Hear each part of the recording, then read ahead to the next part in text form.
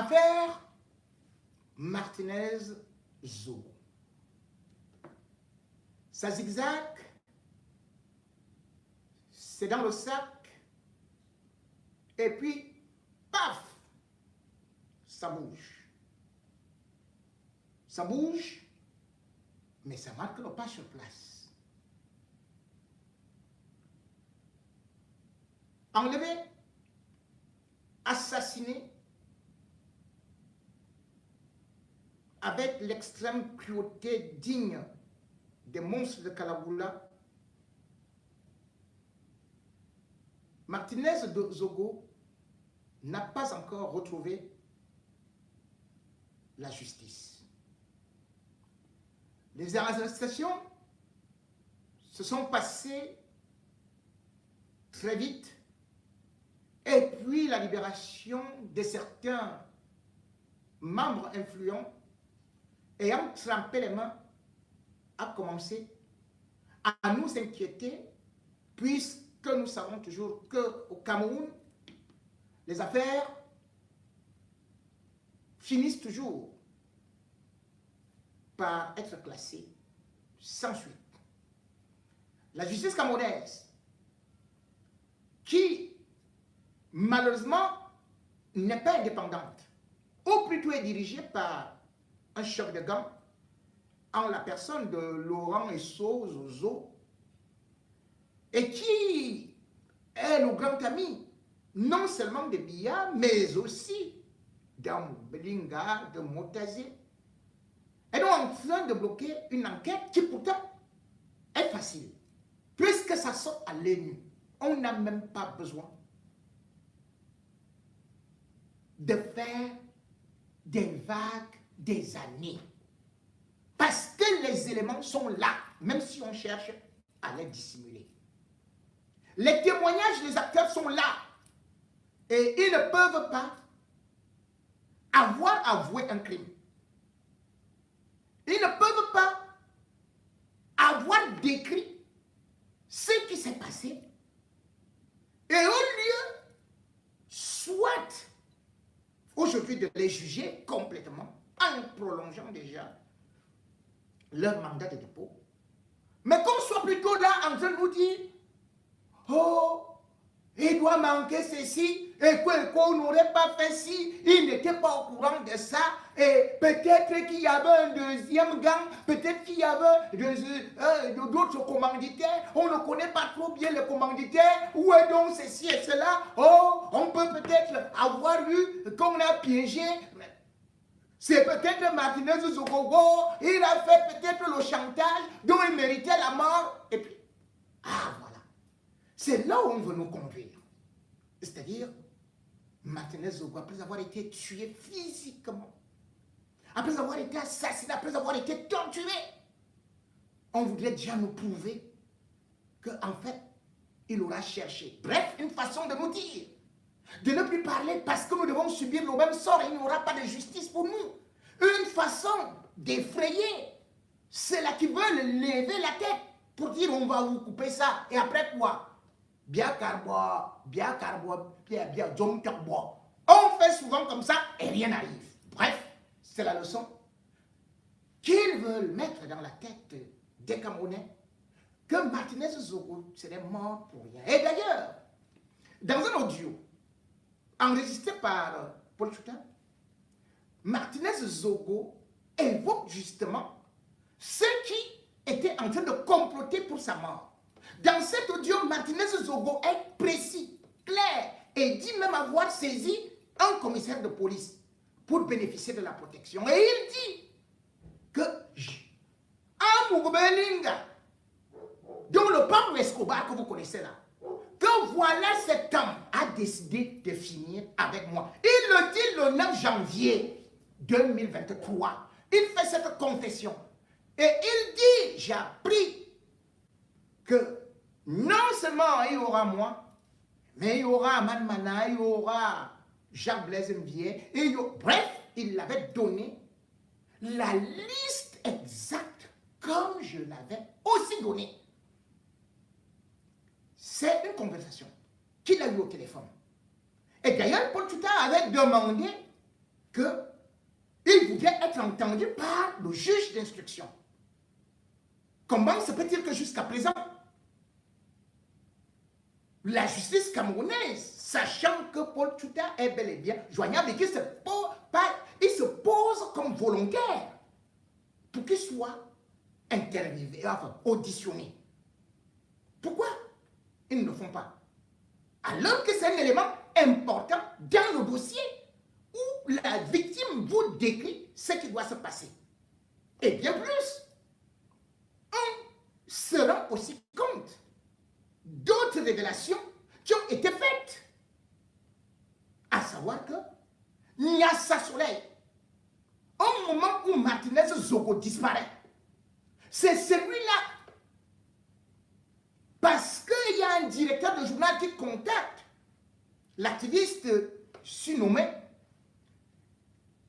eh bien, qui va lui dire que mais Martinez Zogo n'est pas à la radio, sa femme également est dans des pleurs, qui n'est pas rentrée à la maison. C'est à cet instant que Tchouta engage des recherches, annonce que Martinez Zogo est porté disparu. Mais sauf qu'il est rattrapé par la patrouille. Et la patrouille, c'est qui? C'est Nyassa Soleil avec sa bande de soi-disant activistes et consorts qui nous ont fait comprendre que Martinez Zogo serait dans un château en train de boire 12 bouteilles de Bordeaux de 150 000 euros. Et ils nous ont dit qu'il était en train de manger un bon méchoui pimenté et qu'il croisait les pieds. Et d'ailleurs, c'est Nyassa Soleil qui dit à Paul Tchouta que bon, écoute, j'étais avec Martinez hier. Il m'a raconté, il m'a révélé, il m'a confié que Jean-Pierre Moublinga, actuellement, a porté plainte contre Jacques Blaise Mvié. Jacques Blaise Mvié étant deux directeurs de médias. Il a porté plainte et ils vont aller en prison. Donc Martinez m'a dit que, comme il sait que par la suite, Jean-Pierre Moublinga va porter plainte contre lui, il préfère, lui, simuler, je vais dire, simuler une disparition ou un enlèvement. C'est Nyassa Soleil qui le dit. Et pour tu t'as dit, on peut bien faire l'écoute téléphonique, puisque que ce soit les opérateurs, ils peuvent ressortir là où Nyassa Soleil le dit. À tout le monde qui voulait lancer l'alerte, puisque d'ailleurs, moi, je vous ai toujours dit, j'avais donné l'alerte 2 semaines avant. Et j'avais décrit comment Martinez sera assassiné. Mais ce sont ceux-là qui nous ont dit que Martinez est parti se cacher. C'est eux qui ont commencé à dire que non, il faudrait que J.P. Rebingo soit entendu. Mais moi, je vous ai donné une alerte parce que je détiens des informations. Comme la météo qui vous donne des informations, qui va pleuvoir demain ou ceci et cela. Moi, j'ai des sources. Pourquoi est-ce que j'ai des sources qui s'amusent? Je fais ce métier depuis. Donc, quand j'ai une alerte, je recoupe. Je crois que c'est ça. Je me lance et je le dis. C'est le travail d'un journaliste. Mais ceux-là vous disaient qu'il faut qu'on m'entende. Mais maintenant, on leur dit, voilà votre ami, avec des figures qui vous payaient de l'argent. Ceux qui sont à Paris, et aussi Nyassa Soleil qui est là-bas au Cameroun. Pour tromper le peuple que Martinez Zogo est en train de s'enlever. Paul Tchouta dit, entendez Nyassa Soleil, demandez-lui s'il ne m'a pas dit ça, que Martinez lui a dit ça. Pourquoi est-ce qu'il voulait faire ça? Parce qu'effectivement, quand vous voyez que le corps de Martinez Zogo, quand on l'a assassiné et qu'on l'a gardé du 17 au 18 pour le torturer, et finalement, du 18 jusqu'au 19, et c'est le 20 qu'on va déposer le corps. Et quand on va déposer le corps, et comme j'avais décrit, que tout ceci se faisait sous l'immeuble Ekan. Vous avez discuté avec moi. Maintenant, ce sont les membres du commando eux-mêmes qui avouent. Bref, vous le savez déjà. les membres du commando ont avoué. Qui avait dit à Nyassa Soleil que Martinez Zogo, pourquoi il voulait tromper l'opinion? Et pourquoi est-ce que la DGE a voulu se débarrasser du corps de Martinez Zogo? Puisque l'autopsie numéro 2 montre que, eh bien, on a bel et bien versé l'acide sur sa tête. Pourquoi sur son visage? Parce qu'on voulait faire disparaître la dépouille. Vous savez, ils ont fait ça avec le corps de Samuel Ouazizi. Samuel Ouazizi, depuis 2019, on n'a pas retrouvé son corps.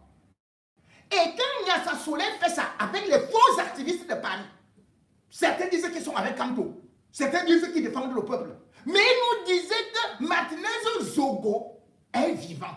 Il n'a jamais été enlevé. Jamais il se repose en paix parce qu'il voulait que quand on arrive au procès, qu'on dise que où est le corps.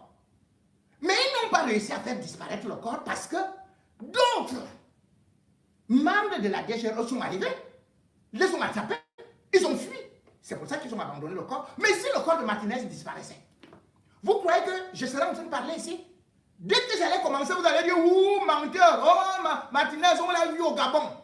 On allait même fabriquer des voix avec leurs comédiens là. Comme ils ont fait avec Ola Bébé. Ils ont imité les voix. Ils allaient fabriquer les audios de Martinez où il dit, oh, moi je suis déjà au Burkina, je vais traverser en France et tout et tout et tout. Ils avaient bien prévu. C'est le rôle qui était assigné à Nyassa Soleil, qui est l'ami intime d'Amungo Belinga et ami intime de lui Paul Moutazi. Donc, les deux personnalités que Martinez Zogo est en train de dénoncer. Pourquoi on n'a jamais entendu lui Paul Moutazi? Pourquoi on n'a pas entendu Laurent Esso qui a demandé de finir le travail? Maintenant, on dit qu'il y a confrontation. La confrontation a donc eu lieu entre Danoué et Kweko. Les mêmes gens vous disaient que Danoué, tantôt il donnait telle déclaration, après il revenait sur toute l'autre déclaration, après il disait ceci, qu'il n'était pas cohérent, qu'il devait même être fou. Sauf que le lendemain, quelques temps après, on découvre plutôt que c'est le Zomlo des Zomlo qui est devenu fou et qui est parti maintenant se soigner chez le OCHU. On nous disait que c'est Danoué qui est fou. Mais là, la confrontation, puisque Kweko a déjà été entendu 3 fois. Et d'ailleurs, la dernière fois, quand je disais que je ne comprenais plus rien qui se passait, parce qu'on n'avait aucune de ces nouvelles, vous vous rendez compte quand même que, même quand il est parti de la prison, du tribunal militaire, pour rejoindre la prison principale de Kondengi, vous savez combien de temps il a mis? Plus d'1 heure et demie, la prison était déjà fermée. Est-ce que vous savez que le Zomlo des Zomlo sort déjà de la prison pour aller chez lui? On le conduit la nuit. Vous voyez ça? La confrontation, c'était pour que on dise à Danoué, retire ceci. Comme ça, on va aussi te trouver les circonstances atténuantes. On fait de la pression. Comme je vous ai dit que tous les dossiers d'assassinat, où sont les procès? Vous connaissez quelqu'un qui a été condamné après avoir assassiné un journaliste? Non. La pression internationale. Et aussi nous autres, qui nous battons, tout comme vous, pour que vérité soit faite. Ce n'est que ça qui fait aujourd'hui que les Ngondalolo, les machins avec le clan des billets et consorts et tout, qui disent que, bon, on va faire commencer une patate chaude. Bon, maintenant on va libérer et on va dire qu'il n'avait rien à voir. Oui, il y avait 20 membres de la DGE et quoi dormait. Ils s'occupaient de ces femmes.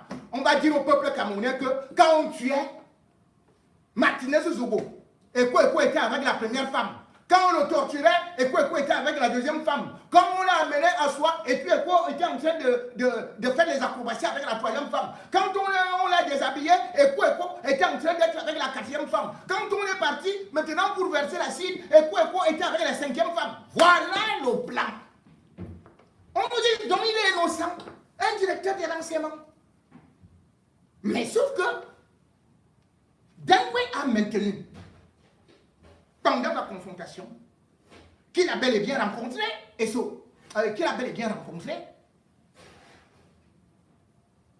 le patron de la DGRE, qu'il n'a jamais été relevé de ses services.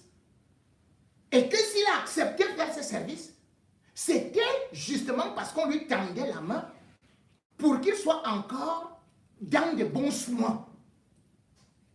Ce n'est que normal. Vous ne pouvez pas expliquer qu'un chef de renseignement ne soit renseigné sur rien. Mais attendez, il est chef de quoi? Il est chef de quoi? C'est maintenant que ces gens ont enlevé la peau des plantes des pieds de Martinez alors qu'il était vivant. Vous ne pouvez pas torturer quelqu'un jusqu'à enlever la peau des pieds avec les couteaux. Comment il va vivre? Comment il peut vivre? Comment vous pouvez expliquer que c'était juste un accident où on voulait seulement lui donner une correction? Mais vous coupez l'oreille. Vous coupez les doigts. Et pour qu'il vive, vous versez l'acide. Ah! Et dans tout ça, le patron du renseignement n'est au courant de rien. Cette confrontation nous conduit donc à vous mettre en garde. Le 4 septembre, c'est le plan et c'est la date qui se sont fixés pour boucler le dossier. Voir comment est-ce que on peut commencer par désactiver le chef cerveau de la DGRE. Dès qu'il y a le doute, eh bien, il y aura le doute sur toutes les déclarations de Justin Danoué. Et dès que toutes les déclarations de Justin Danoué sont mises en porte-à-faux, tout ce qui a été dit contre Amougou, dont on a déjà détourné les pièces, vous vous rendez quand même compte. On dit que le dossier est sur 8 pages et 150 pièces. Mais ils oublient que quand ils ont enlevé certaines pages, c'est resté marqué. Ce n'était pas 150 pièces. C'était le double. Où sont parties les pièces à conviction? Tout ça pour discréditer la thèse de l'assassinat. Tout ça pour dire que Martinez Zogo n'a été que torturé. Tout ça pour dire que le Zomlo des Zomlo est un grand opérateur économique qu'il faut sauver. Ah oui, c'est lui qui va faire la publicité de Franck Biya en 2025 ou bien de Paul Biya. Tout ça, maintenant pour dire qu'il faut plutôt sauver l'image du Cameroun. Bon, dans le logique, il faut sauver l'image du Cameroun. Il faut sauver. On ne peut pas mettre un ministre de la Justice comme ça en prison parce que ça va fragiliser l'État. Donc il faut trouver une porte de sortie parce que si c'est confirmé que les membres du gouvernement, que c'est un crime d'État, on n'aura plus les investisseurs. La communauté internationale va nous classer comme un État voyou. Voilà là où ils sont déjà. Il faut nier le crime. Il faut dire que c'est un accident. Il faut dire que c'est des gens qui étaient certainement fous et dont on va rapidement fabriquer une expertise. En disant que vous voyez non, Hein, on a fait une expertise là. Docteur Tonnerre, viens. Lui-même, il arrive là, avec, comme il confond déjà même les pieds de chaussures, là, le pied gauche au niveau du doigt, le pied droit. Il arrive là, parfois le caleçon au-dessus du pantalon, parce que bientôt c'est comme ça qu'un Tonnerre sera. Il va aussi arriver, il va dire que tout ce monde là, c'est des fous. C'est des fous. Et bien évidemment, en droit pénal, on va donc se retrouver avec le beau garçon, juge d'instruction qu'on nous a présenté comme un grand pénaliste, oui, Florent Aimé, Sikati Tamo 2, juge d'instruction.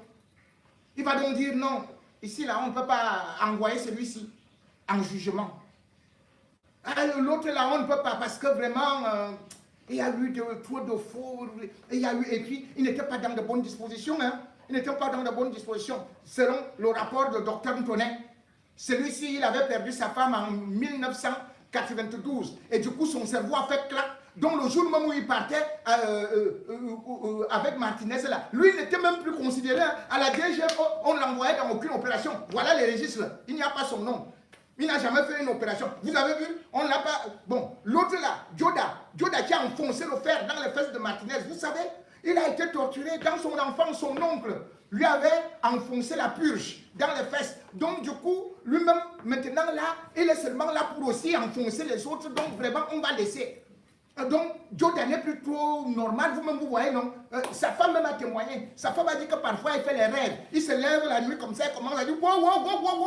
Il se met à aboyer comme le chien. Allez, il n'est pas, non, il n'est pas, non, on ne peut pas le juger. L'autre que vous voyez là, vous-même vous voyez, non? Quand vous voyez ses yeux, il y a un qui regarde à droite, l'autre regarde à gauche. Et quand vous regardez son nez, c'est un peu tordu là. Cela veut dire qu'il a eu un déséquilibre facial qui vient de ce qu'il avait eu un AVC quand il avait 12 mois. Et de ces 12 mois, il est parti. Voici le certificat médical. Il était à Etoubébé, là où on a réussi à faire qu'il commence à se lever. Donc il est seulement arrivé à la DGE comme ça là. Et après, il est revenu dans son passé. On ne peut pas le juger. Et vous voyez le troisième là, comme vous voyez même, est-ce que c'est normal? C'est que justement, c'est parce que Martinez Soko, là, j'ai fait lui aussi il a voulu se défendre. Donc, normalement, là, on doit condamner Martinez Soko parce que c'est lui qui était le premier agresseur. L'autre a seulement fait ce qu'on peut appeler qu'il voulait se défendre.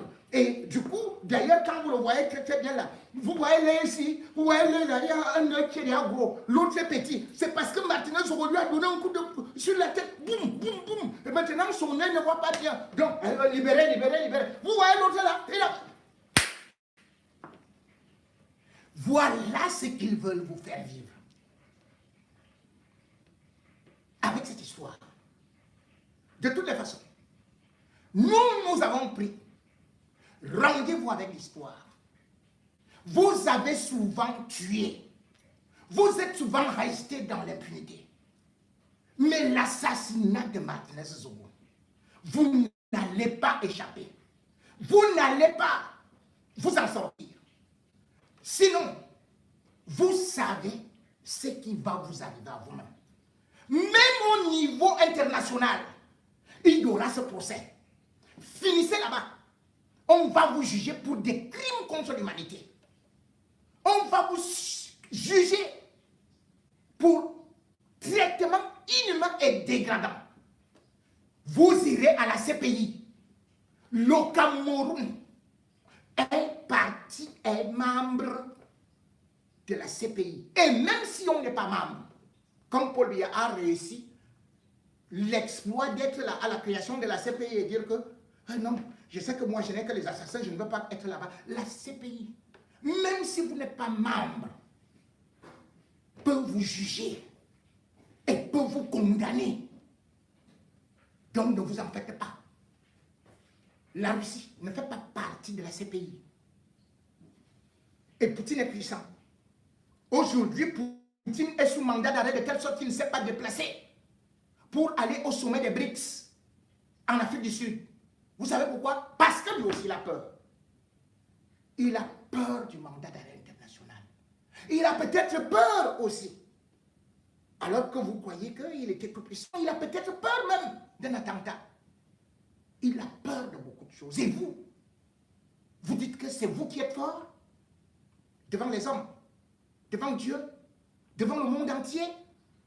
Vous dites que c'est vous qui gérez, que vous maîtrisez. Vous dites que c'est vous qui êtes là pour l'éternité. Mais un beau jour, vous serez en train de voyager. On va vous cueillir dans un aéroport. On va vous garder comme les autres qui ont participé au génocide. Et vous le savez, vous avez déjà trop de dossiers qui vous attendent, tels que les dossiers du nord-ouest et du sud-ouest, tels que les assassinats de beaucoup de journalistes.